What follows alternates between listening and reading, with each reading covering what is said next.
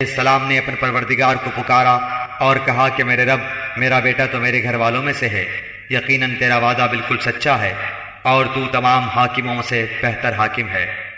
اللہ تعالیٰ نے فرمایا، اے نوح، یقیناً وہ تیرے گھرانے سے نہیں ہے، اس کے کام بالکل ہی ناشائستہ ہیں، تجھے ہرگز وہ چیز نہ مانگنی چاہیے جس کا تجھے مطلقاً علم نہ ہو۔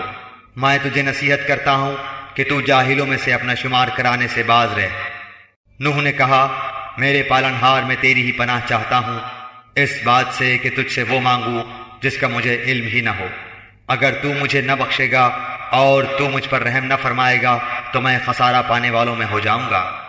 فرما دیا گیا کہ اے نوح، ہماری جانب سے سلامتی اور ان برکتوں کے ساتھ اتر جو تجھ پر ہیں اور تیرے ساتھ کی بہت سی جماعتوں پر، اور بہت سی وہ امتیں ہوں گی جنہیں ہم فائدہ تو ضرور پہنچائیں گے لیکن پھر انہیں ہماری طرف سے دردناک عذاب پہنچے گا۔